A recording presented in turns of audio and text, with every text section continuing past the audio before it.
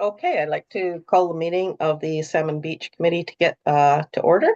And it is 1:31 on September 17th, 2025. Just a note that this is being recorded and can be viewed via Zoom on the ACRD website under events and the date. I'd like to recognize the territories on whose communities we are conducting our meeting, and then just do a quick round of introductions. If we can go to first up on mine is Jill. Okay, Jill Mayback, SBC committee member. Okay. Can I interrupt for a minute? Terry cannot find the Zoom link. Can somebody, Eddie, can you get somebody to send her? Lindsay, can you send Terry Graff a new Zoom link, please? Because she can't find it. Oh. Okay, and I'm done. Well, introduce yourself while you're talking. Oh, hi, I'm Ellen Pete. And Ron? Ron McKinley, Salmon Beach Committee. And Ken? You're muted, Ken.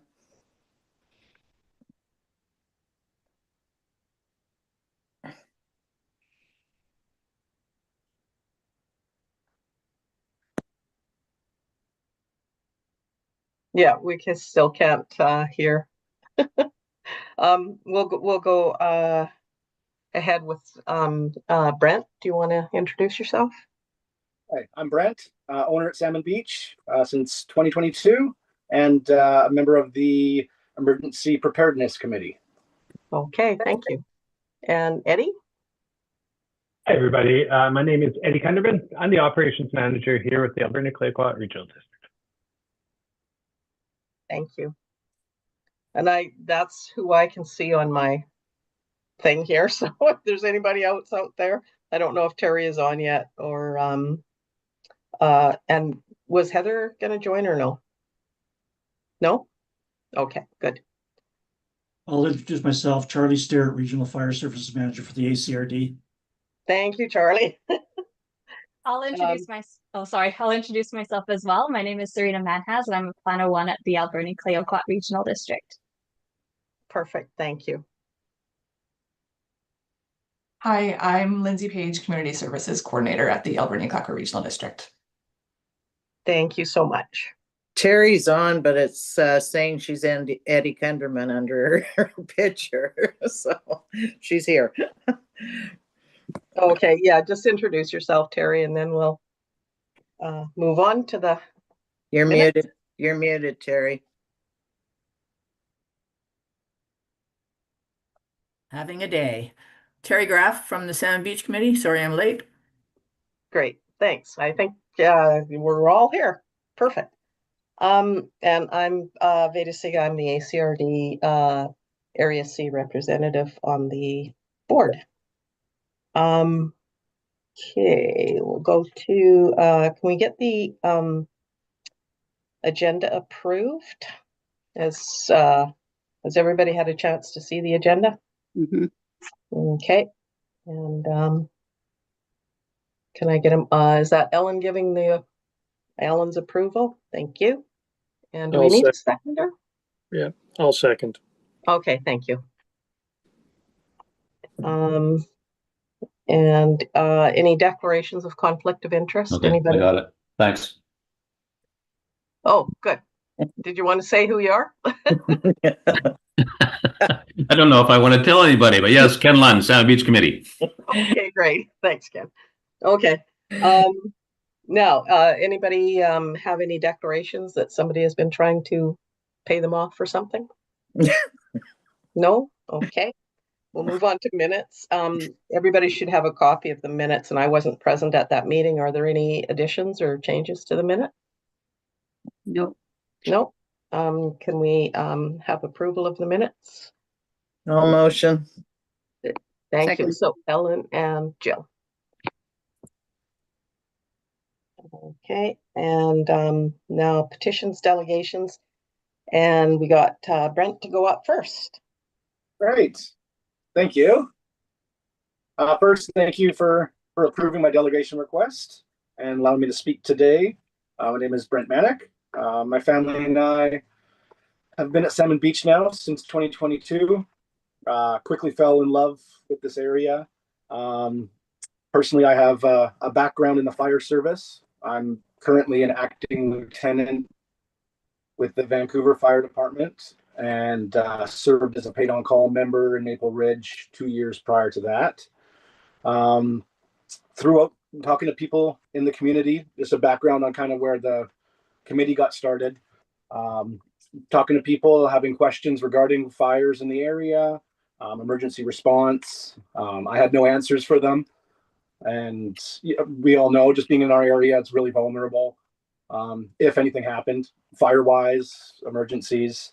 So I did ask some questions at one of the meetings. It was a couple years ago. And then from there, formed Emergency Preparedness Committee. Formerly, it was the Fire Suppression Committee, but recently changed to get some answers and hopefully present a project plan coming forward to help the community get safe. I'm hoping to advocate for the members in Salmon Beach to present the project plan that will create a line in our budget, essentially, for emergency response and preparedness. So I was asked to get a project plan together, which I sent to Eddie. Eddie, I don't know if you have that, or do you guys have a project plan? Yes, yes, Brent, we did receive a copy. Great, thank you. Okay, so that was done by Michael Casina, an owner here who did a great job. It's all kudos to him for putting it together. Essentially, one of the priorities at first would be getting the AEDs set up. I know that's been a bone of contention. We've been trying to do that for a while since my short time here. So placing AEDs and fire extinguishers in each of the 3 phases would be kind of the start of the plan. We requested $10,000 to be put forward, and I've had thoughts. There's a lot of parts with liability and questions, and talking to Adam, the caretaker, he was interested in taking his S100 forestry firefighting course, and I could see him playing a big role in anything that potentially could happen here, prevention wise, suppression, or just helping in the event of an emergency. Any questions so far? Jill? I just wanted to ask of Eddie, in his report on the minutes of the meeting that are attached here, we were talking about creating a new service by AAP referendum or by petition. And I wonder if, Eddie, if you could let us know, what does it involve to go by petition?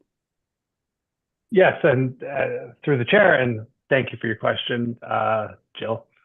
Section 337 of the Local Government Act speaks for initiating a service within a regional district by petition. So property owners first must sign and submit a petition to the regional district requesting the establishment of the service in all or part of the electoral area. So for this, it would just be part. Within the petition, the requirements in each page must describe the proposed service in general terms, define the boundaries, and then indicate the method for cost recovery, whether it's going to be property tax, user fees, etc. And then the petition must be certified as sufficient and valid by the regional district. So it must be signed by the owners of at least 50% of the parcels. And then those owners must represent at least 50% of the net taxable value of all land and improvements within the proposed service area. There are additional rules that the petition process may be subject to, which are outlined in section 212, 4 to 6 of the community charter. But for the most part, those would be the steps you need to take to petition for a new service. Do you feel that this is probably the most viable option for us to move this forward, is to go by petition? I don't know that there's any other options. The other options, I think, when you look at, and again through the chair, when you look at assent vote or the alternate approval process in comparison, I'd imagine this would be the least onerous of the methods. But again, I would leave that to you. Okay. Well, basically going to referendum is just too expensive. Doing the reverse process is kind of not something that we really like. And so the petition process would probably be our best option. I have a question for Brent, though. You said $10,000 at this point. AEDs are going to cost us more than that. Yep. Because of the because they're going to be outside, so they need to be in a climate controlled, like that's what's going to cost us the money. We've priced this out. So just the 2 AEDs with the case that they have to go into and etc., it's going to cost much closer to $15,000 because the case is so bloody expensive. They have been priced. And then are you looking for other monies for setting up some of like you said about the fire extinguishers and stuff? So like, yeah, I was thinking of, tag teaming those two, the AEDs and the extinguishers. Okay. And obviously there's no money left over. But part of the plan, like I say, was having Adam. I spoke with him, and I don't know what you think about having him trained up to a forestry level S100 and have him kind of take care of the maintenance of the extinguishers and any pumps and hoses or a response fire. Well, that would kind of make sense, saying he's here basically 90% of the time anyways, so that would make sense for him to have that accreditation. The other thing with this envelope, though, is we need to put absolutely everything in it that would fall under that designation. So, which is what we've been told. So we need to define what that envelope will totally cover so that we don't miss anything in the future if we need to add, anything future that we'd like to add. If it's in the envelope, it doesn't mean we're ever going to tax for it, but there could be that could happen, and we would need to have it in the envelope already. So kind of like how all the other envelopes are written up as to what we can spend that money within that envelope. Okay. And please excuse, I'm a little bit naive to Adam's role, like as a caretaker here. That's a paid position that he's in? He's not a caretaker. He is the maintenance man. Okay. Yeah, he's on site all the time, a lot of the time. So yes, with what he does with the pump and haul and all of the other maintenance work that he does, grounds work and etc. Yes. And do you have a question, Jill? I do. To Eddie, with regards to the petition, what are the first steps to beginning the process of this petition, Eddie? First step is that if you want me to look into this and initiate the process, I would have a conversation with our manager of administrative services as far as initiating the petition and getting that ball rolling. Probably also want to have a conversation, and I know Charlie Starrett is here, our fire services manager, and see what his concerns and what his thoughts would be on the service as a whole. Okay, thank you. Okay. Can we hear from Charlie? Like what? I'll just get Terry to ask her question because Oh, sorry. then we'll just get Charlie to fill in the. Eddie, can you send us that information on doing the petition, please? Absolutely. After the meeting, I'll send out an email to the outlining section. Thank you. And will that require a motion from this meeting to have staff look into setting up the new line for the budget? Does that need a motion here? It would be a good idea if you want staff to investigate that, to put forth that motion. Yeah. Yeah. Okay. And so let's go to Charlie and just get him to fill in. Hi, everybody. Yeah, so I guess just listening to your conversation, a little bit I've got from talking to Brent in the past and a little bit talking with Eddie. If you're looking for provincial funding for anything like this, the only avenue that's available at this point is from the BC Wildfire Service. And the key to that is it's only available to a registered society, and they will provide some training and some equipment for members of a registered society, but that's a whole other path for you to have to take. Outside of that, there is no provincial funding available for fire protection equipment or safety equipment for that matter, unless it's through a firefighting or fire department. And you guys are ways from getting that. So if you have any other questions, I'm happy to answer. So if we formed a society, sorry, I should raise my hand. If we formed a society, then we would be able to look at getting funds through BC Wildfire? Yes, the grant process for BC Wildfire requires a registered society to apply for the training. And it's the training in support of BC Wildfire Service should there be a wildfire. It's not structural protection, to be sure on that. It's not protecting your houses, it's protecting the surrounding area and assisting BC Wildfire in an event. Charlie, can I just ask, can the society be a general society representing the interests of Salmon Beach, or should it be specific society for emergency services? It's open as to a general society. From what I've read in the requirements, it just says society, a registered society. Okay, so it could be quite open for other grant opportunities. Yeah. It basically like aimed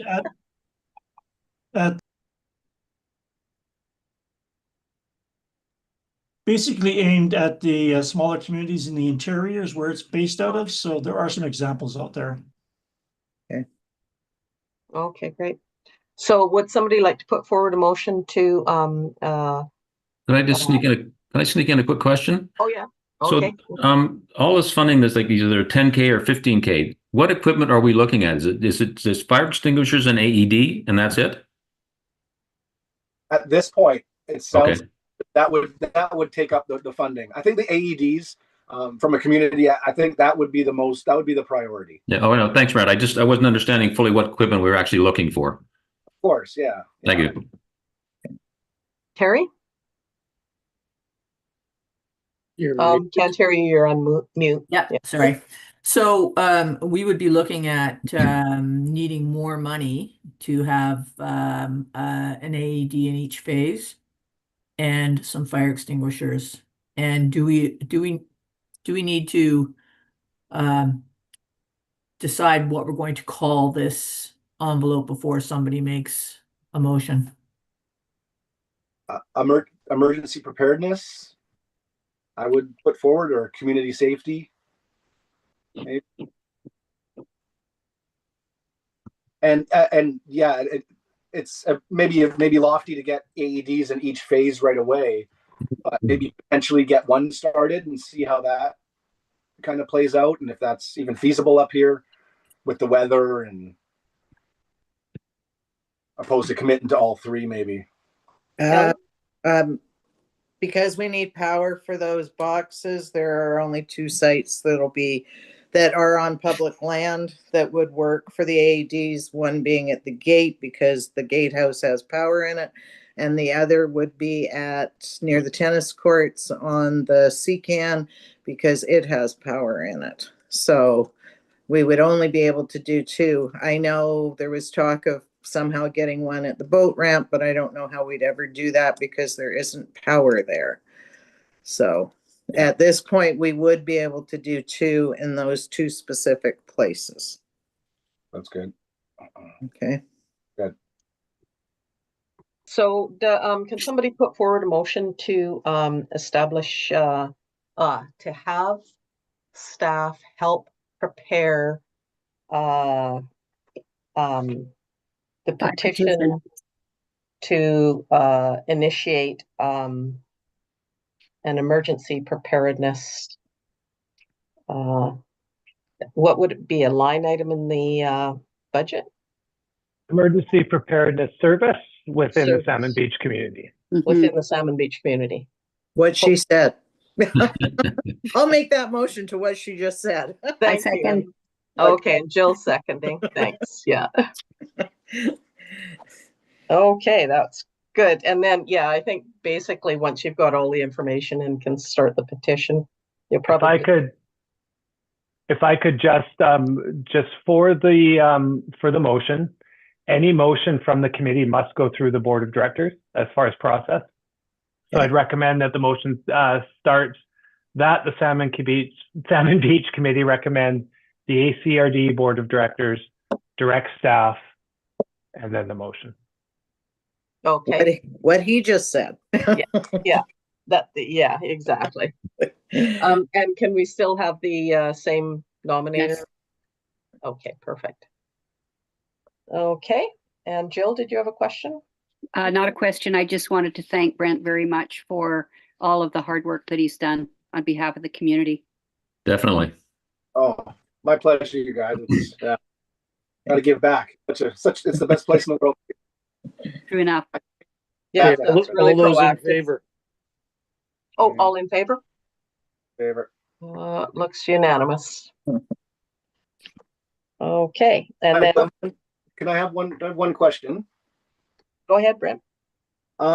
Just regarding the wells in our area, I don't know how feasible potentially and they could be used in an emergency situation for fires in a purely defensive operation, maybe for sprinklers.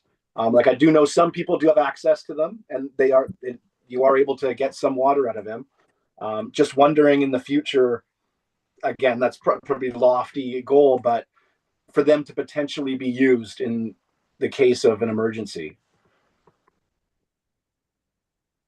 That would need to go to Eddie, I think. Isn't there? I thought there was a fire truck there. No. Sewer truck. Oh, it's a sewer truck. Oh. Okay, the one well does have a pump in it, which is the one at the compound. So, I mean, I can't see why not. But the rest of the wells are on private land. Okay. That's where it kind of becomes, but that one well up at the compound is on ACRD land. So the rest though are all private. It is. Oh yeah, that's the one up by the big black, the storage. Yeah, where that is filled from that well. Yeah. So yeah. Okay. And through the chair, if I may, I would just think items such as that, right? Some of those details would get ironed out as we move through the process, and we'd actually have a more legitimate plan after further, a little bit more ironclad investigation. Yeah. Okay, good. Thank you. Okay. That's it. Any other discussion on that? If not, we'll move to Serena. If you can present on the Area C official community plan.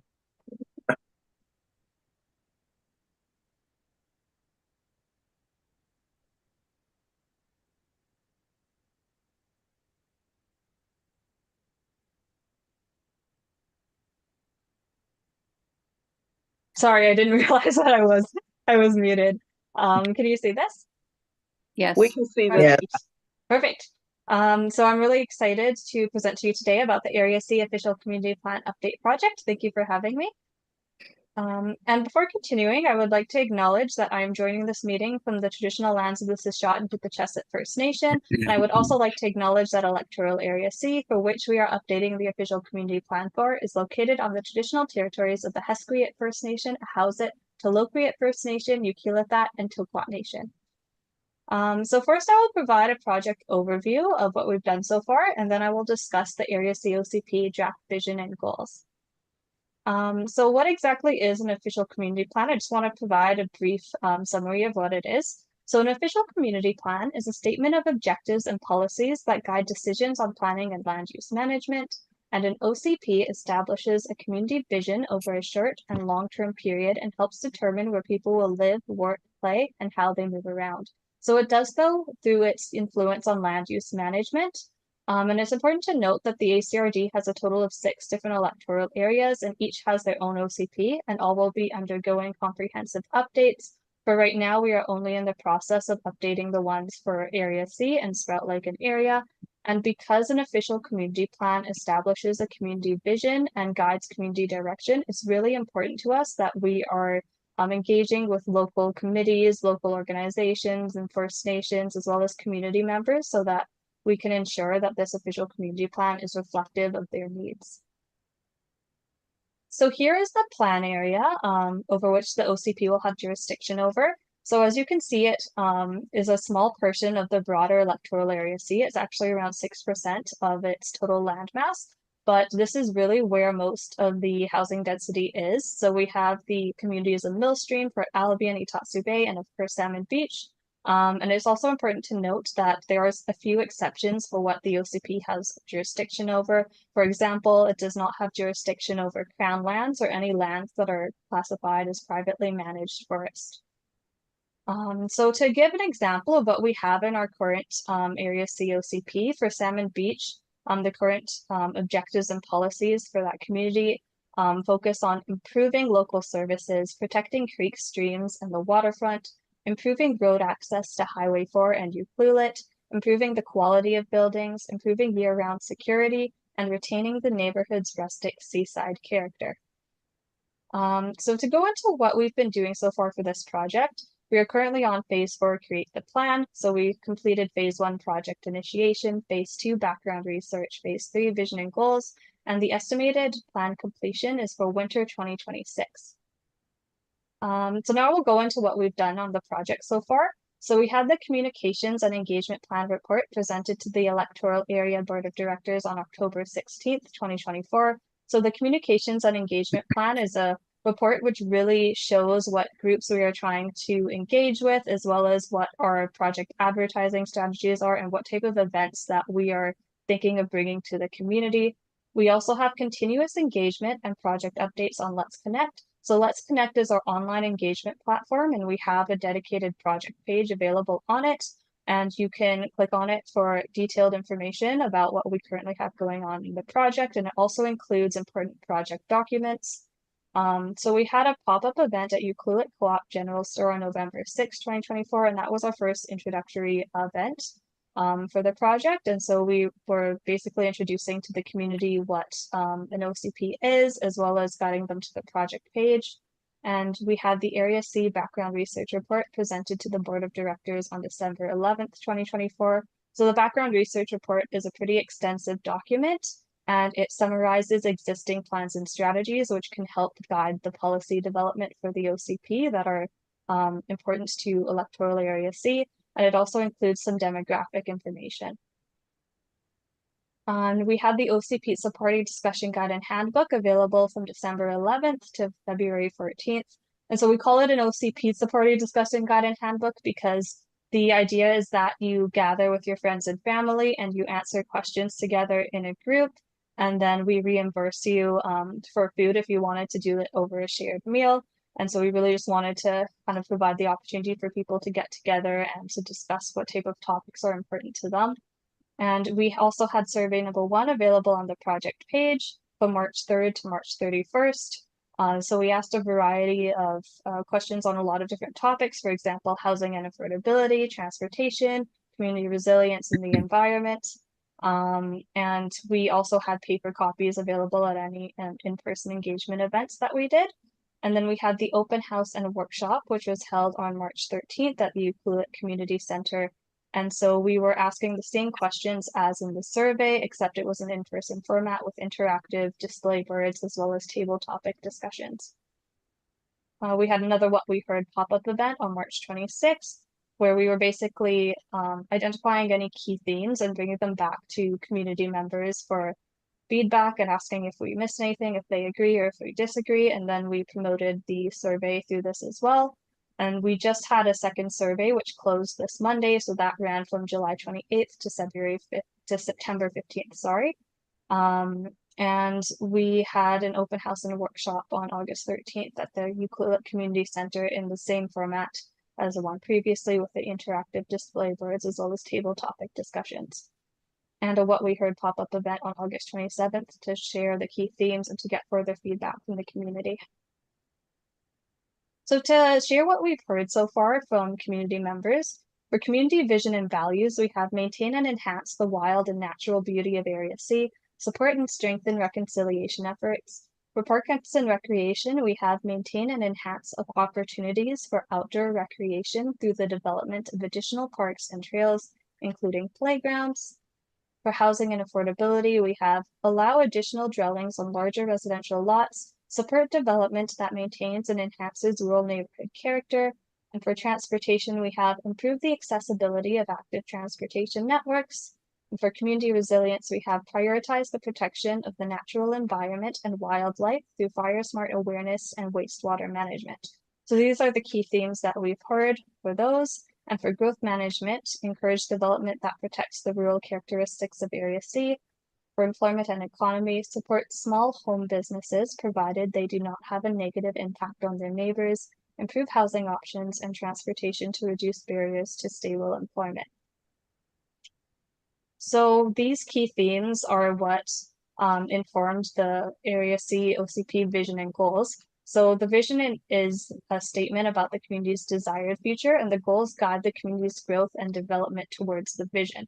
So I wanted to share the two vision statements with you. So we have the overall Area C vision statement, and it's important to note that both of these vision statements are drafts. We are looking for further feedback, and we can implement those changes until the plan gets adopted. And so for the Area C vision statement, this is also available on Let's Connect, but I just want to read it out.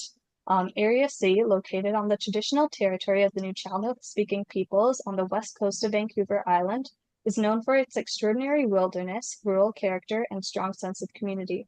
These qualities will continue to be emphasized through community-led environmental stewardship, thoughtful and climate-resilient development, and partnering with the Ucluelet government, Toquat Nation, and Taloquiet First Nation communities, and others whose lands may be affected.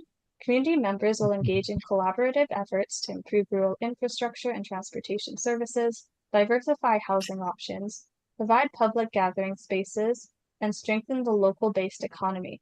The community's direction will be mindful of the Nuu-chah-nulth guiding principles, which emphasize utmost respect, taking care of one another, and recognizing that everything is one.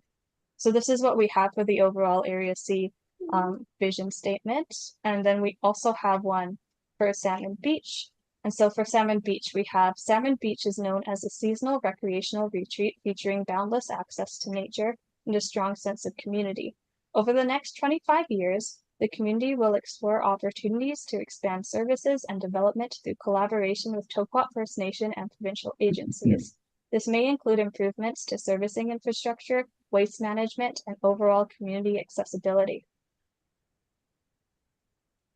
And so both of these vision statements are available on Let's Connect project page. And we'd love to receive feedback if you guys have any thoughts or comments.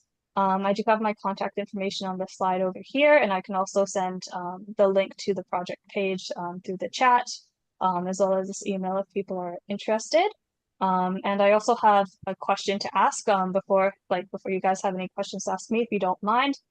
So we are thinking of possibly doing an in-person engagement event at Salmon Beach, and we just wanted to know What are your thoughts? Do you think there would be significant interest if we were to have an engagement event at Salmon Beach this month or maybe in early October?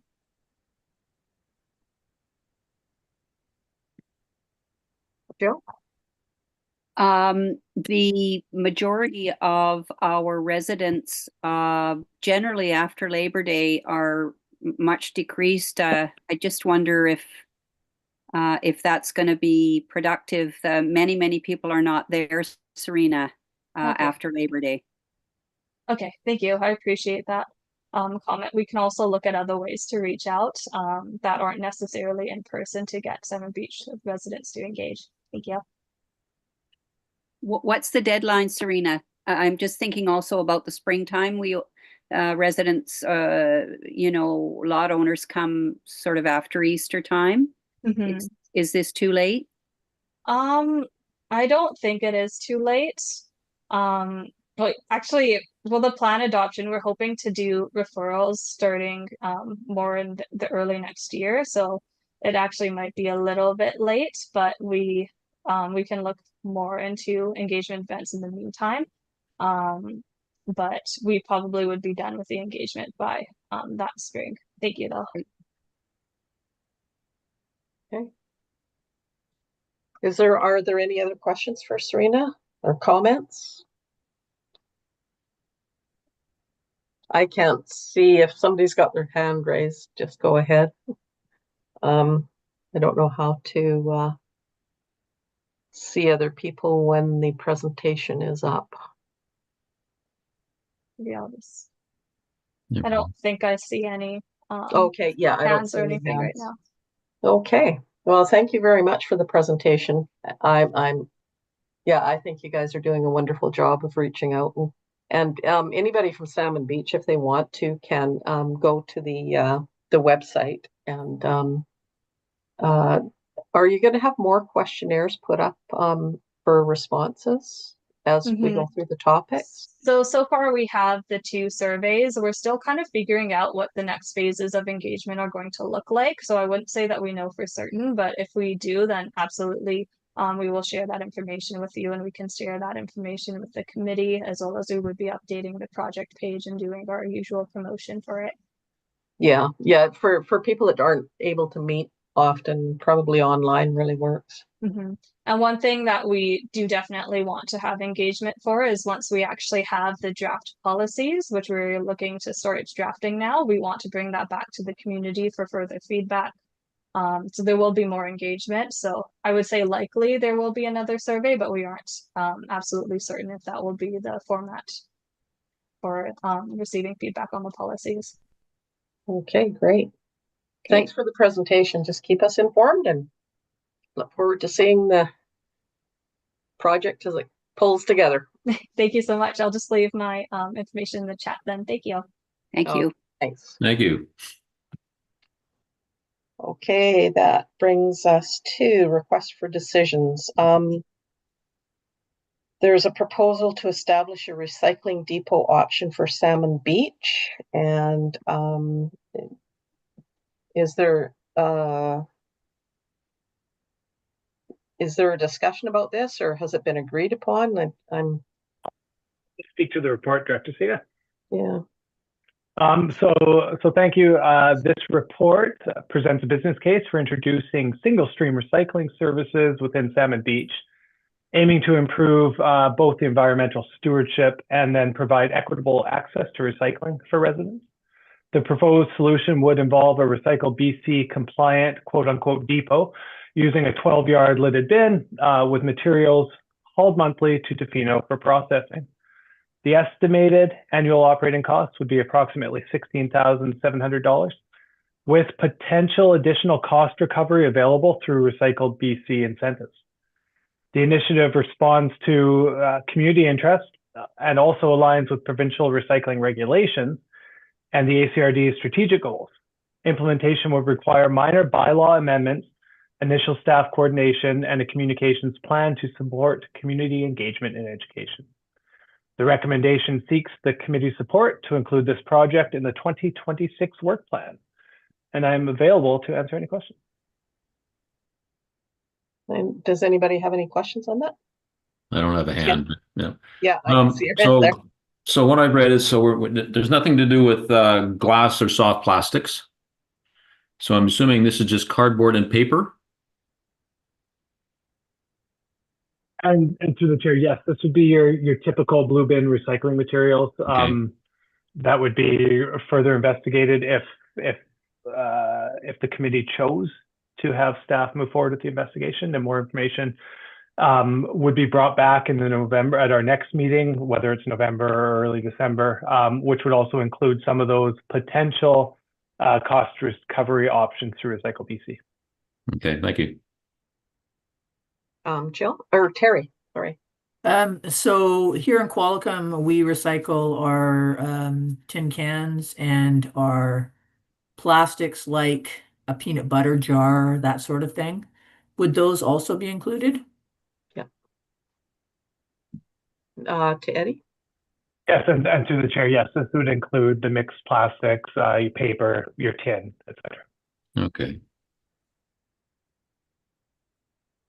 Is there any interest in just a regular garbage bin, since you're going to be picking up one bin anyway? I'm just curious. Ellen? Or Mary? No, you don't. No, my name is, you call me Ellen. I don't Okay, use my thank you. legal name. Please do not call me Mary. But legally, that's my name. Okay. Sorry about that. I knew That's it okay. said Ellen and then it threw me off. Yeah.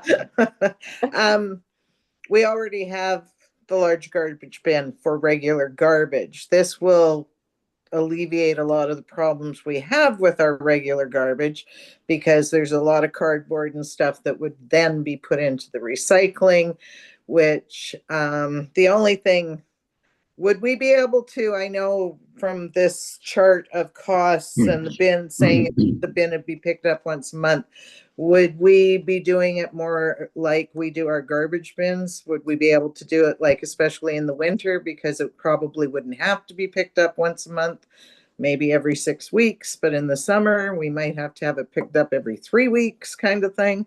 Like, can it be set up that way too? Yeah, and through the chair, and thank you for that, Ellen. We'd be starting it off kind of as a pilot project, seeing how often we'd need to have it picked up. And then we're fairly confident we'd be able to work with our provider in the same way we do with garbage and ensure a system that makes the most fiscal sense and also empties it as is needed. Okay. Mm-hmm. Okay. I move that we move forward with it. Okay, so Ron would like to move that the Salmon Beach Committee recommend that the Alberni-Clayoquot Regional District Board of Directors direct staff to add single stream recycling to the waste management system in Salmon Beach that would be implemented as part of the 2026 work plan. I second. Thank you. Jill seconds. Any more comments? All in favor? Ken? Oh, Just a couple of comments. Sorry. First of all, I guess it's not going to be difficult to change the bylaw E1037 regarding this. And also, to avoid the thing we went through with our garbage bins, can we suggest some sort of easy open, appropriate lid on this container for recycling, so it's not an issue for people to open them and close them? Yes, and through the chair, I did. Thanks for the question. I did reach out to our manager of administrative services asking about the bylaw. It shouldn't be too difficult to amend the current garbage bylaw, so that shouldn't be an issue. When and if the committee directs staff to move forward, then we can investigate bin options similar to what we've done with garbage. Perfect. Eddie, I just have a question. Can we ask that the provider of the bins make them bear proof, and maybe like the ones used in Jasper Park? They're just really easy to use. Yes, and through the chair, as part of the investigation, we'll absolutely kind of take that into account, what would make the most sense for the area, and I'll pass that forth to Jody and Tanya, those recommendations, definitely. Okay, thanks. And Ellen? We also have an electric fence for bear proof right now. Oh, okay. And we haven't had any bear problems since the electric fence went up. So far we're good. Okay, well, that's great. Terry? I just wanted to comment on the bin as well. Make sure there's not a large opening on it for people to put their furniture and things in. Recycle their couch. Okay. Thanks. Are we ready to move forward with the motion then? All in favor? And carried. Oh, and against? Well, it looked like unanimous. Yep. Yes.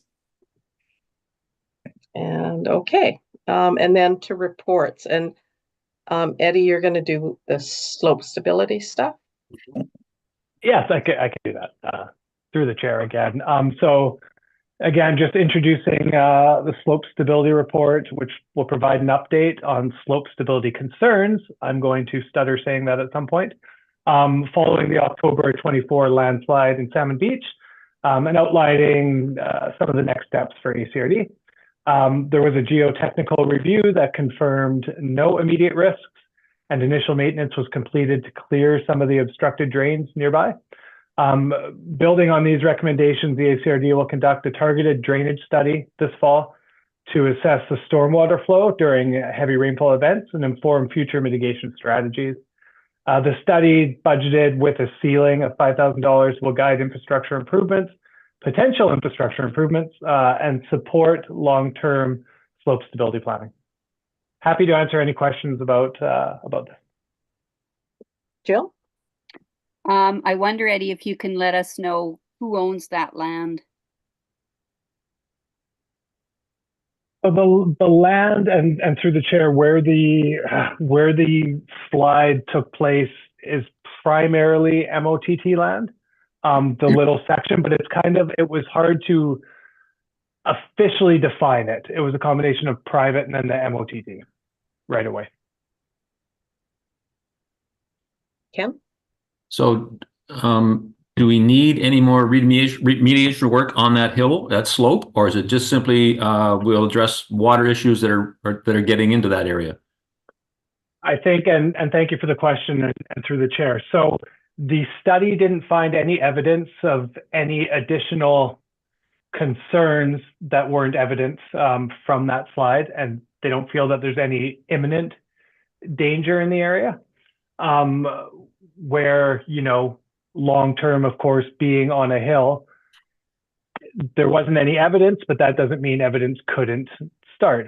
As far as us, we want to make sure that the drainage patterns, and especially in heavy rainfall, and where water is being diverted, where we can, we are ensuring that we are not adding to the problem, and we can divert water away from the slope wherever we can.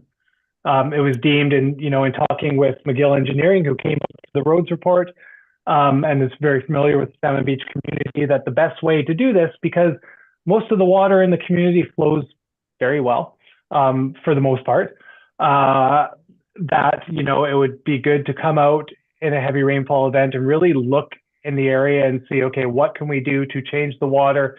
And especially there at the end of the third there, that's going right down to the slope.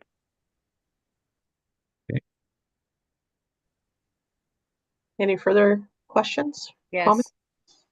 Go ahead, Jill. Jill?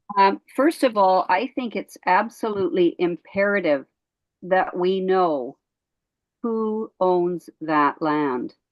And to say we're not sure, I think more work needs to be done there to ascertain for certain who owns that property. And I noticed in the report that it was suggested that $5,000 be spent out of, I think it was transportation. And so my query is, why is the Salmon Beach community's budget being charged for this work when we have no idea who's responsible for it? Through the chair, and thank you for your questions and comments. First off, as far as ownership, we're fairly certain that is a combination of MOTT ownership and private ownership. Just where the slope initiates is kind of right near the cutoff. So we can do more detailed research there, or get MOTT to do more detailed research there. As far as costing for the drainage study, the drainage, and it's coming out of the transportation budget, because the drainage and the infrastructure for drainage is within the periphery of the ACRD and the Salmon Beach community. So therefore, when we look at overall drainage and what improvements can be made to the drainage, it would be a Salmon Beach, community of Salmon Beach responsibility to pay for that. Okay, Ellen? Ellen? So what you're saying is we're more looking at drainage than, so if we had to shore up what happened, who would have been responsible to pay for that? So I think first off, when we look at the three options that were provided, and thank you, Ellen, through the chair, right? So the first option was maintain and monitor, which we started doing right away. The second option, and we've moved through, it's kind of a hierarchy or a triaging of the potential control. So the second one, right, improving stormwater management, ensure we're doing what we can to improve the flow of water, potential erosion control, that we're doing what we can as stewards of the environment, stewards of the drainage system to improve that.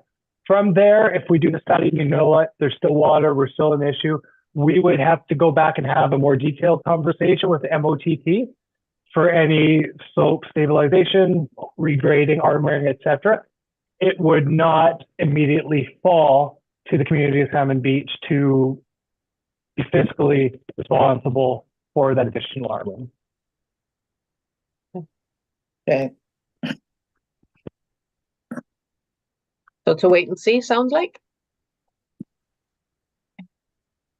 In a way, yeah. I think, our next steps are really seeing and getting the engineer's perspective Yes.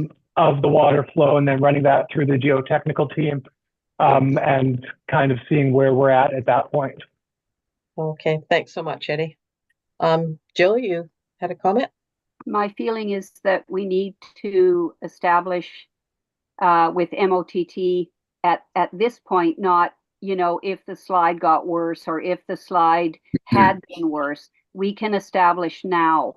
If it's their responsibility, then it's their responsibility from the get-go. And this, to me, this is an important pivotal point where the community, can take responsibility for a little bit of it, but if it's a huge problem, maybe it's MOTT. I think we need to establish that now before we go any further, that yes, this is your land, this is what you're responsible for, so that if there are any problems in the future, there is no question. We still have a question on the table as to who is responsible, and yet it's our budget that this amount of money it looks to come out of. I don't agree with that. Okay. Okay. Can I comment? Yeah, go ahead, Ellen. I think I kind of agree with you, Jill, but I don't necessarily do, because the event is what caused the slide.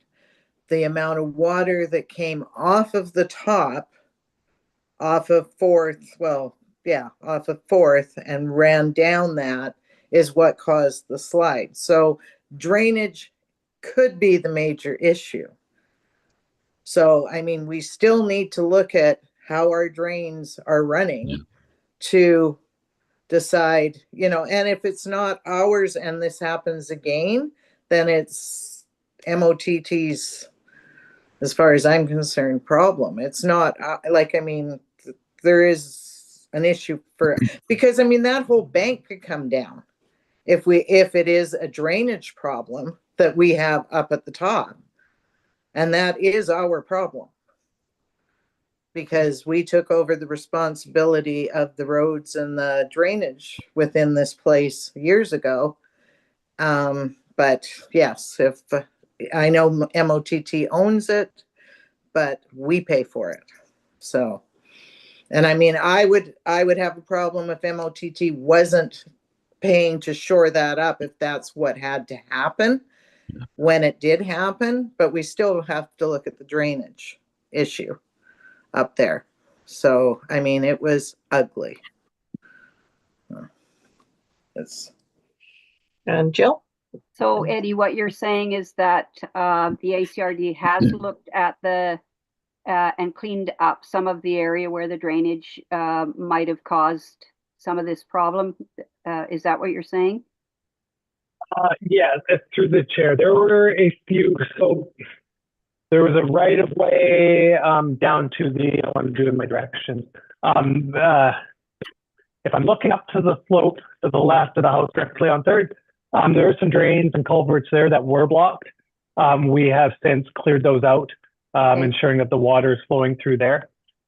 What we'll do now is kind of look up above at the water that's flowing down the street and flows almost directly down through that slide area and see what we can do to divert that. When we talk about, the study itself, that will come out of the transportation budget. When we look at, because we are responsible, the community is responsible for the ditches within the community and where the water flows. From there, we will bring back more information to the committee as what is found as a part of the study and what next steps would be. Okay. Okay.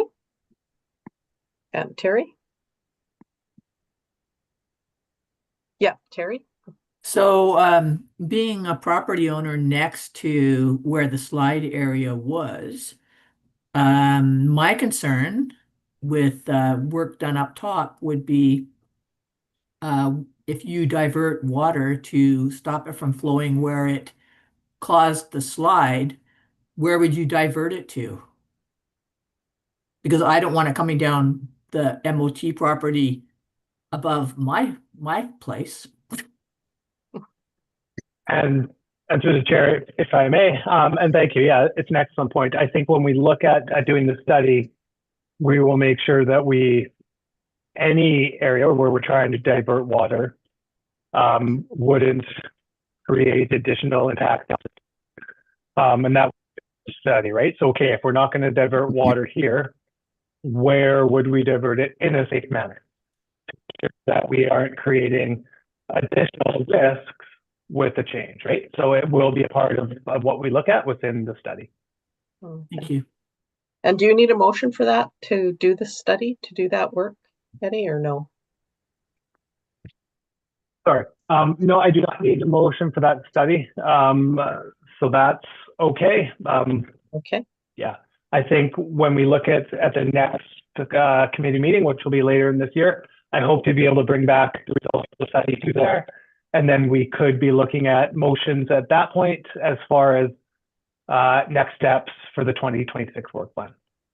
Okay, thank you very much. Okay, so can we have a motion to receive the reports, A I and have B? my hand up. Oh, sorry, Jill. Yeah, go ahead. So Eddie, in conjunction with this, is it going to be determined any gray area, any confusion about who owns the land and where, can that be cleared up?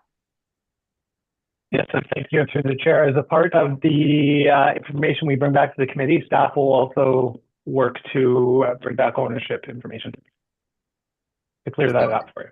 And so that in future, we're very clear if there is any disturbance whatsoever with that bank, who is responsible. I'm thinking specifically of a set of stairs that were taken down from up top to 7th Street. MOT instructed the ACRD, I think, to remove those stairs because it was their land.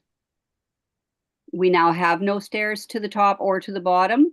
And so I'm not sure why it's unclear now, the ownership, but if we can have that clarified as well as the area where the stairs were removed, I think that's valuable information for our community. Okay.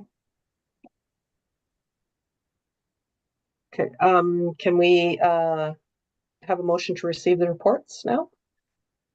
Thank you, Ellen. Seconder? Ron? All in favor? Opposed? Carried. Okay, we have no late business. And I don't know if we would have questions on the Zoom. Just so you got this. I'll just jump in first. I think there was one report 7B, a verbal discussion surrounding future capital budgets in the survey. Oh, sorry, I thought that was together. Yeah, go for it. Yeah. So I'll just chat to this one quickly through the chair, and then allow the committee to do their thing. So this was brought forth through the September meeting, I believe, within the community. Just looking to potentially create a survey for community members to outline where they see the best place and process for future capital expenditures. And I'll leave it there and let Ellen take over if she wants from there. Oh, thank you. It was brought forward at the meeting in September that the community would like a survey to go out to every owner within Salmon Beach to prioritize under recreation, as in boat launch, tennis court, playground, also a bathroom facility. And I mean, yeah, basically there's a group that wants the tennis court resurfaced. We have the playground coming up for some renewal in 2028, and there's money already set aside within the budget for that in capital reserve. And then there are boat launch, and right now we have received some information for what needs to be done with the boat launch in 2026. That is priority, not a wish list. It's a little high, but I think we can bring some of the costs down on it. This is just the first estimate. Some of this can be probably lowered in price, but we do need to replace one of the floats, and we need to replace the brackets that haven't been replaced since they were put in 25 years ago. So those are biggies. And yeah, so that's going to happen no matter what. My thing with this survey is I would like to know what it's going to cost us to begin with, to send a survey out through the ACRD, because they'll have to do it because we're not entitled to addresses or anything. And then it has to be set up for response. And I believe there is a way of doing that through the ACRD, but cost-wise would be, I think we need to know that before we even go ahead with the survey. And exactly questions, I mean, we could just put it, what are your priorities? Tennis court, boat launch, playground, and do 1, 2, 3. Now the bathrooms, I think, is another, where they would like, what they have requested is to have a bathroom put in at the boat launch, and we're talking bathroom facilities. Now, we did get a pricing for having a porta potty put there through Uculate Rentals, and cost and everything just for the busy months, which would basically be June 1st to September long. And I mean, I don't know how feasible that is, because it says pump out once every 2 weeks. I think we would probably need pump out probably every other day. And like cost wise, that could be, and the other thing with putting a bathroom in, I mean, thinking about it, is it feasible? Is VHA going to approve it? I mean, like all of that, because it's, it would still be tank. We still wouldn't want it pumped into our septic system, because we can't control what's being flushed down it. That's what happened with the porta potties we had, being filled with things that screwed with the septic system.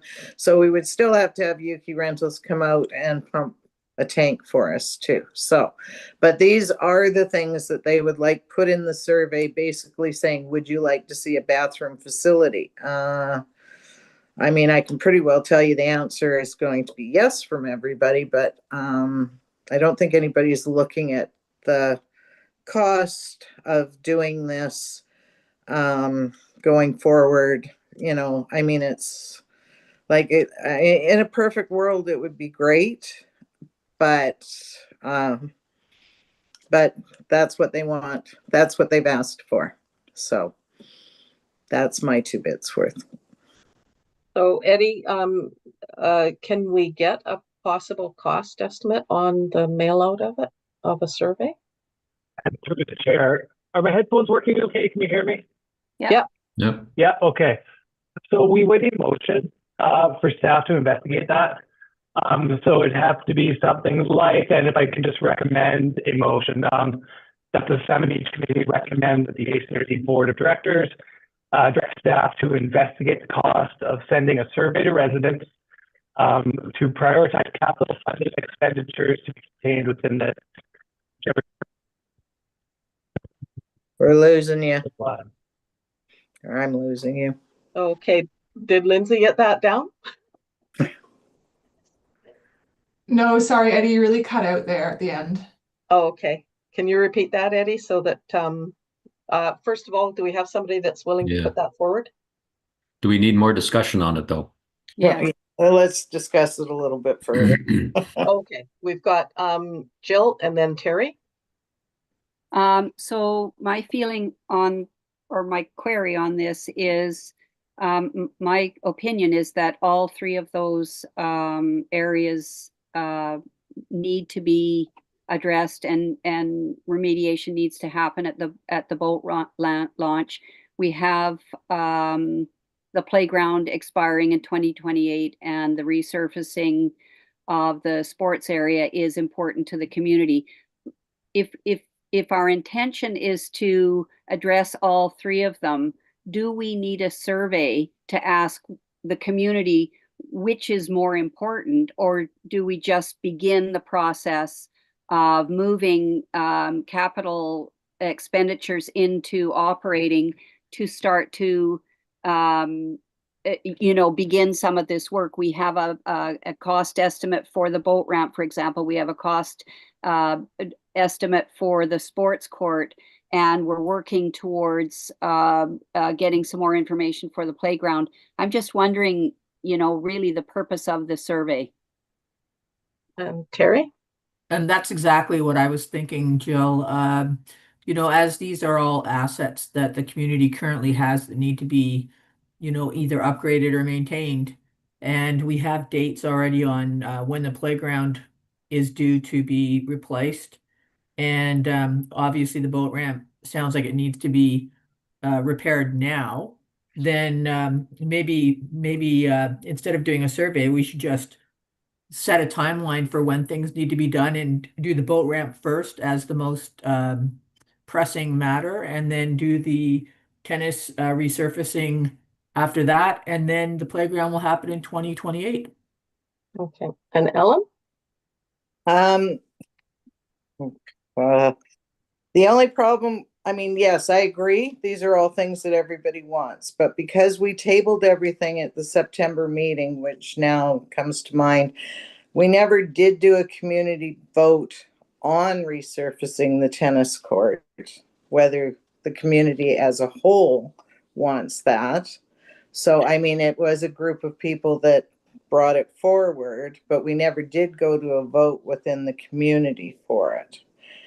The only thing I would suggest at this point, because I mean, with all honesty, I don't want them all coming back at us saying that isn't what we wanted. So I still think we need a community vote on this. I mean, the playground is something that has to be done because it has a lifespan. The tennis court, we've always let the community vote on these things. So my suggestion would be that we bring it to the community at the May meeting to vote on, instead of leaving it until the September, and make sure that's really what they want. So, yeah, I mean, because that is the way we have always done this. So. And when's the next community meeting, Ellen? May long weekend. May long. Okay. Yeah. So, and I mean, I'm not trying to be the,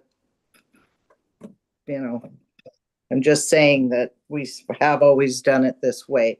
And yeah, I think we still need to give the community the chance to say, yes, this is what we want. So. Okay, Jill? So right now, where it stands, we're going to wait for some time to find out how much it would cost for a survey. More time goes by.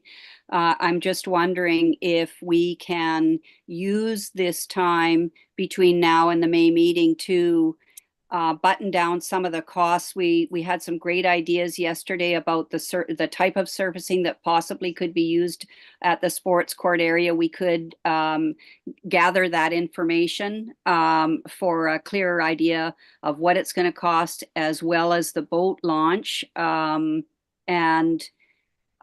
continue to put forth a clearer idea on what we want for the playground. And you know, again, I will say that instead of a survey, let's just get this information, cost button down a little bit better, and those folks in May are going to know what they're voting on, whether it be yes or no. Okay, and Terry? You're muted. You're muted. Sorry. There you are. And again, I just want to emphasize that because these are assets at Salmon Beach, that they should continue to be maintained or upgraded, regardless of, different groups in the community who maybe are focused more on something like the boat ramp, or another group might be focused on the playground. I don't think it really needs to be one or the other, or should be. I think it should be all three are of equal importance to the community, whether they have the people standing up to vote for it or not. And we did have a review of the assets at Salmon Beach completed, which is when we found out that the playground needed to be replaced in 2028. And I'm sure that the other assets are also listed on that review that was done. Okay. I just Go ahead, Ellen. Just one more thing. I think the other thing within the community is when it comes to the boat launch and the playground and stuff like that, I think a lot of people don't realize what capital reserve is really meant for. So, and I think at the meeting in September, it was kind of like, well, if we spend all that money on this, what if there's an emergency with the boat launch? Well, capital reserve is for capital improvements. It's not for an emergency at the boat launch. I mean, the boat launch, if those floats get ruined or whatever, you can still use the boat launch because it does have the other walkway. So what would be classed as an emergency to the fishermen isn't necessarily an emergency to the ACRD, because literally there are hoops you have to jump through to use capital reserve that hasn't been set aside for a specific year to be spent. It's got to be put in the budget, and it has to be voted on by the directors of the ACRD. And to ever use it as an emergency, I believe there is a whole process that includes the provincial government in improving that because of all the checks and balances. So we can't like have capital reserve sitting there just because you think an emergency might happen. So, and because it can't be used that way, I believe. Okay. That's what I was told. So. Okay, Jill, go ahead. You know, and just a criticism that I hear within the community is that nothing gets done. And I know that, the process is the process, and the wheels, move more slowly, when we have this kind of a partnership in government. But it's important to me that these items be remediated for the good of all of the community as efficiently as we can do them. And the other comment, I just wanted to ask Ellen if it's possible to move that capital reserve so that we could maybe spend this money in 2026 for the boat launch repair and possibly the resurfacing of the sports area. And we will continue to work on the work plan through the advice on from the ACRD on what we're going to be able to have for a playground for the kids. We can recommend that they put the capital reserve into play for 2026 for the resurfacing of the playground. And if it doesn't happen, I can't see why we can't do that, is what I'm saying. This is what we will ask for at the next meeting, is to put, because we do need to investigate a little more pricing on that, because we do have some other options that we came up with. So yeah, I don't see why we couldn't do that. It doesn't mean you have to spend it. It's just, it's there available to be used. So we've been in that boat before with a few things that just keep moving over, until we finally do it. If we're proactive now, we can be ready, with our investigation and our money at the same time. And possibly two of these items could be in play in 2026. Yeah. Yes. Okay. So Eddie, do you do the research on the resurfacing or the playground, or is that done by the committee? Through the chair, can you hear me? Yes. Good. I think for this item, a lot of the research has been done by the committee, by the community. So we'd work with the community to get an overall cost estimate that we would then put within the financial plan. I think when we look at the actual costs and the actual work getting done, we'd have to see kind of where we're at in our purchasing policy and what the threshold for the project would be, and see kind of what the next steps would be if we could simply go through the plan as put forth by the community, or if we'd have to go through kind of a more detailed procurement process to satisfy the various agreements that we have to work within. But for the first part, for the financial plan, yes, we can just, with the investigation, with the direction of the committee, we can add that to the 2026 to 2030 financial plan. Okay, and we'll need a motion for that then, to put it Nope, to hang on. the board. Oh, sorry, Ken? Yeah. Oh, Jill was Oh, first. sorry. Go ahead, Jill. No, I'm sorry. I didn't take my hand down. Okay, good. Ken, go ahead. Okay, so as far as a boat ramp, we need to just go ahead with what repairs need to be done for next year. We have the money there. Richard Chambers has come up with that, whether it's the cost is accurate or not, but I think we can go ahead with that. I believe also at the last meeting that we had in September, that didn't someone come up with a plan that they were going to have a boat ramp committee and they were going to come up with some sort of suggestions as what they wanted to send out as a survey? Yes. Not a survey. I don't think the survey was in that. I think that was, they decided to make a committee that would get to decide what they like to see in the future done with the boat launch. Okay, so Ron did try to contact the chair of that, but she hasn't responded. So, and he's looking right now to see if she has. Okay, so can we not just leave that in the laps of the boat ramp committee and just go ahead with the repairs that Richard suggested?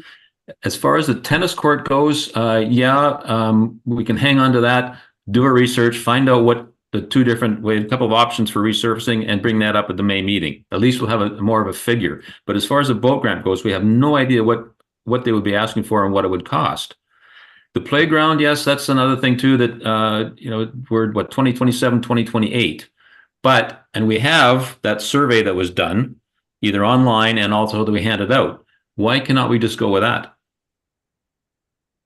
Well, we can, but that's still a 2028, 2027, 2028 project. Yeah, okay. So that money's already that's the first 100,000 of what's sitting there is basically what they're setting aside for that. So, I mean, we still have 80 some odd thousand, but then there's what it'll be in 2026, which will be more. And depending, I mean, when it comes to the boat launch at this point, I believe they're going to come back to us with what they'd like to see. That still has to go to the community at the May meeting to be Right. voted on Yeah. at the September meeting. So none of that would ever get done until 2027 because this would be something happening in 2026, right? But the thing is, at least it's sort of it gets away with the survey thing. It gets away from that because I like I say, I don't know if that's really going to work. And also, again, what's it going to cost us to have that done, send it out, and also come up with some sort of a response system where those people that get the mailing can respond through the regional district. That can get very costly. Mhm. Oh, I agree. I mean, these are the things that we didn't really think of at that meeting when they suggested that this is at the September meeting, that this is what they'd like to see. I mean, because it can be costly. And it's like, I mean, probably predict how it's going to come back. So, but yeah, so I mean, until we know what they would like and where it's going, I mean, with the things that Richard have given us that needs to be done with the floats and the boat launch now, that needs to be done. It's Right. not, we Right. can't. So we'll probably have to use some of the capital reserve, but we also do have a $10,000 line item for repairs at the boat launch. Yeah, So okay. that would get used in this too, because this is repairs and with the float, that's infrastructure. So it's, that can be capital reserve. So it's a kind of a joint thing. So do we, at the end of the day, do we not simply sit back and say, okay, we're going to take advice from whatever the boat ramp committee wants to do to their thing, whatever that, all we'll know then is what they want to do. Yeah. Then we can also get more info on the tennis courts and also more information on the playground and bring that up in May Yes. and forget surveys. Yeah. Is that where the committee wants to go? So do we want to decide? Or find out what the survey is going to cost and go with that and see what happens. Yeah, let's find out what it's going to cost, and then when we have this next meeting at the end of the year, November, whatever, because we've got until say March to even do this survey so that we have the responses for the May meeting if we decide to go ahead and do it. Right. Okay. So let's just go ahead with that. That's a complicated motion. I think it's on the table already, that motion. Yeah. I just suggested one. I had suggested one. It was a while back now. If you would want, I could reread it. And then if that's the one you want to go with, great. I think, and if I may as well, I think we have this other meeting coming up later in the year. It's also a good opportunity to now digest the information that's been discussed here and come back for any motions for 2026 that you want included as a part of the work plan at that next meeting. But you'll have as a committee like 2 months at least before to digest to kind of get to that point. Okay. The motion that I had suggested or recommended was, and I'll read it, that the Salmon Beach Committee recommends that the Alberni-Clayoquot Regional District Board of Directors direct staff to investigate the cost of sending a survey to residents to prioritize the capital funding expenditures to be contained within the recreational portion of the Salmon Beach financial plan in 2026. What he said. I motion that. But is there something in there that will facilitate a response, and how do people respond to that survey or that? I think that would be like as part of the investigation, Ken, of sending the survey would be also, okay, what's the mechanism for sending it? We can work with the committee whether or not it's a combination of a mail out plus the ACRD Let's Connect page. Like, we have options we can investigate Okay, once we have the motion to direct staff time there. that sounds good. Okay, and do we have a seconder for that then, before we go on to more discussion, and then I'll We're get not we're not having our hands addressed. well, Terry and I. if we're gonna move forward with this, then we'll have discussion after. Okay. And you can either vote it down or not, if we have a seconder. I'll second it. Okay, so Ron's gonna second it, and now we'll go to discussion with Jill, and then Terry. I have huge reservations about sending a survey out about the bathrooms, because we are giving an impression that this is something that is, you know, at any time in the future, a possibility. We don't know anything about the bathrooms. And yet we're putting it on a survey. Do you want a bathroom or don't you want it? Of course, everybody's going to say they want a bathroom.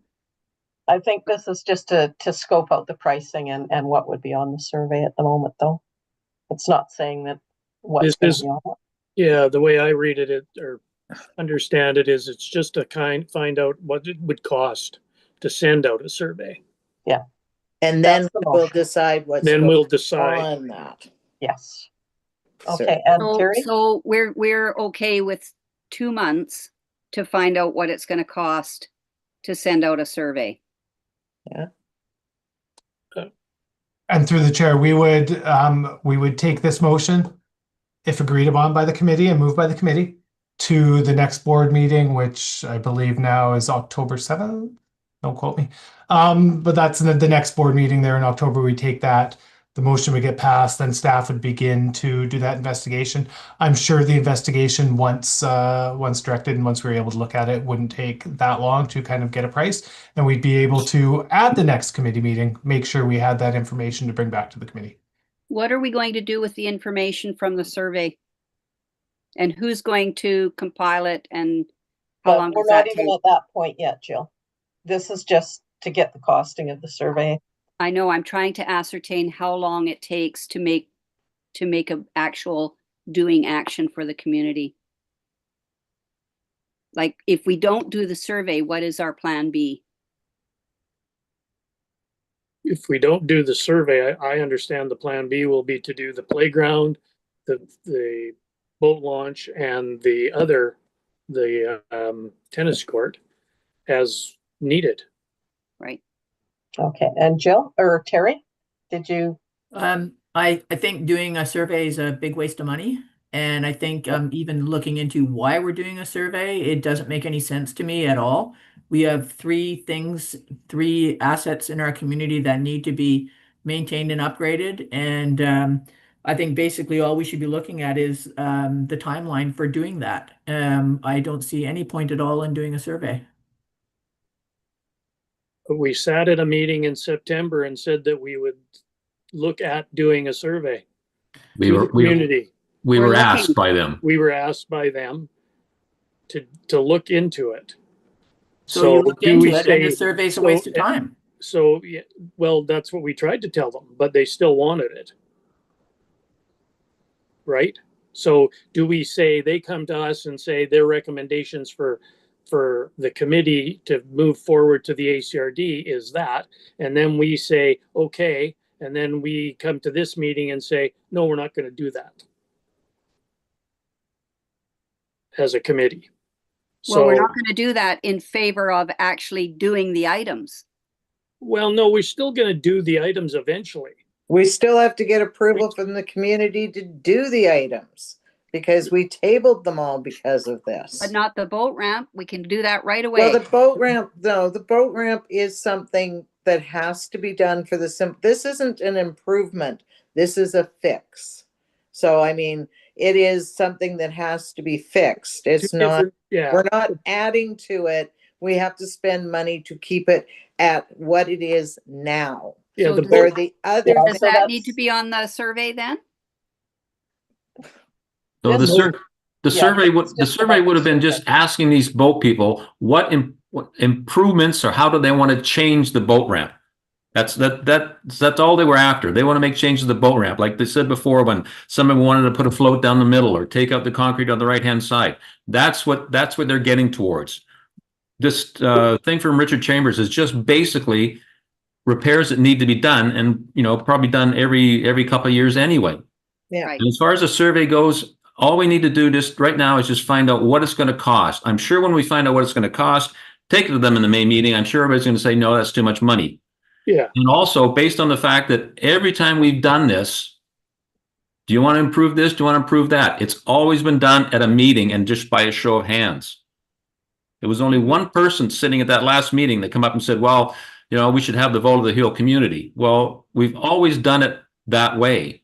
Yes. Suddenly now somebody wants to change it. When they find out what it's going to cost to do a survey, plus the fact that, okay, now are we setting a precedent where anytime there's a question asked, we have to survey the whole community? I agree, Ken. No. Yeah. It's a slippery slope for me, but if you feel strongly that we need to follow that protocol, It's just a matter of finding out what it's going to cost. And then after that, we can go from there. Okay. Yeah. Okay. Are we ready to put forward the vote then? Yes. All in favor? 3 in favor. 2. Yeah. So I assume all against. So 3-2 vote in favor. Fine. Okay. I'm in under duress. What can I say? I've said what I can say. I think we're all in under duress. Okay. Okay. And I have I'm no just protest. saying that's what they asked us to do. I understand, Ron. I do. Yeah. I just don't Yeah. agree with it. Yeah. Okay, so just to clarify then, with the help of Eddie, this will go to our board meeting to acknowledge that there is work being done to find out the cost of a survey, right? Yes, we'll create a cover report, so to speak, or a report, take that to the board. We'll also take the Salmon Beach recycling report to the board just to push those through officially. Okay, perfect. It's the process as any committee has to go up through the board. Okay. Okay, that's good. And so now can we receive the reports? I'm gonna need a motion to do that. All motion received. Ron and Mary, and Ellen. Sorry that Mary and You on can your call me face that. just- I just might not answer to it. Yeah, okay. Okay, so, and all in favor of accepting the reports? Perfect. Ron and Ken? Yep. And late business, we don't have any question period, and this is where I have to ask Lindsay. I'm not if there was anything that came across through the email. I'm sorry, just one moment. No questions. Okay, perfect. So, and a motion to adjourn. No, Well, I hang have a on. question. Just Hang a on. minute. Jill has a question here. This question is to Eddie. Who received the road maintenance contract? And through the chair, the road maintenance contract went through to Tranquil Excavating. It is the same contractors. It's Al's son, Okay. Dale Romold. Dale. So items within the budget or the costs within are very similar to the prior contract. Okay. And also, Ken, yesterday you had some items that you had mentioned you were waiting for answers on. Well, it's just nickel and dime stuff. But anyway, we also have I believe, a new septic contractor. Oh. Correct. Yes, there's a new septic contractor. H2 Operations is a new septic contractor after a lengthy process. The H2, not H2O. H2 Ops. Okay, good. Okay. OPS. The other thing is now I'm assuming we're still dealing with the pumper truck, the old one. Correct. Yeah, I just confirmed. I was just talking with procurement about that this morning, and we're hoping to get that posted within the month. Okay. And also there was the trailer the old trailer that's in the compound. What? Yeah, I don't think we have a certified plan for that trailer as to Okay. what wants to get done with it. Okay. Also, there was supposed to have been a couple letters sent out to owners regarding reditching culverts, and also, I believe, a letter of conduct dealing with contractors. Was there not a? I don't know about the letter of conduct. I know I'm working to bring to the next meeting an entirely new policy and process for culverting and ditching in front of your property. Yeah, because I thought there was an issue Adam was maybe having with some owners that maybe the regional district thought maybe a letter should go out as to conduct of owners. I'll have to follow up with Adam on that. Okay. Off the top of my head, not ringing a bell. Okay, and also there was something to go on with ditching around the gazebos and drainage there. Yep. So we have a quote for the first one was a path to the first gazebo. So we've got a quote in for that from Tranquil. We were waiting for the finalization of that contract before we actually got that quote. That quote is pretty solid. I'll put it forward to the committee through email for next steps. And then we have a quote also we've received, as we talked about last year, for kind of a drainage system or a French drain, so to speak, above the gazebos to help solve that the moisture in the area. When I say moisture, I mean like lagoon. Just one last thing before I shut up. I don't know if it was ever resolved around security cameras and the policy about that, and if we can install any. So we have a policy that's actually been agreed upon in place now, and so we will work to get those completed as part of 2026. Perfect. Can you send us that policy, please? I would love to read it. Absolutely. Thank you. Okay, thanks, Eddie. I know you guys have been really busy with the fires and all the rest of the stuff, but I'm grateful for the information. Okay, no problem. Terry, You're muted, Terry. you're Would it muted. be possible? Yeah, sorry. Would it be possible for us to get a copy of the slide report, Eddie?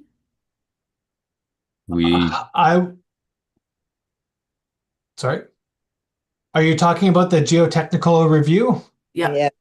I'd have to ask about ownership of that. It's not technically our report. So I'd have to have a conversation with MOTT. Was there not? There's also the Lukowicz did one as well. Correct. We did one on Lukowicz that was primarily focused on immediate response. Okay. We wanted to ensure it was safe before we sent Al in there and the team in there to clean it up. And we weren't going to create any additional safety issues in doing so. Okay. Thank you. Okay. And Jill had last. Eddie, can we receive whatever it is you have that is technically ACRD? Yeah, I believe I've provided the Lukowicz report. I believe you have that, but if not, I can ensure it's sent out to the committee in the email that's going to contain some of the other information. Okay, thank you. Okay. Perfect. Okay, and can we have a motion to adjourn now? Motion to adjourn. Ellen and There you go, Ron. She beat me. I beat you. All those in favor? Aye. Yeah. Aye. Thank Thanks, you very Eddie. much. Hey, Thank you all. Yeah. Thank you all very much. Thank you. you. Bye. Later. Later.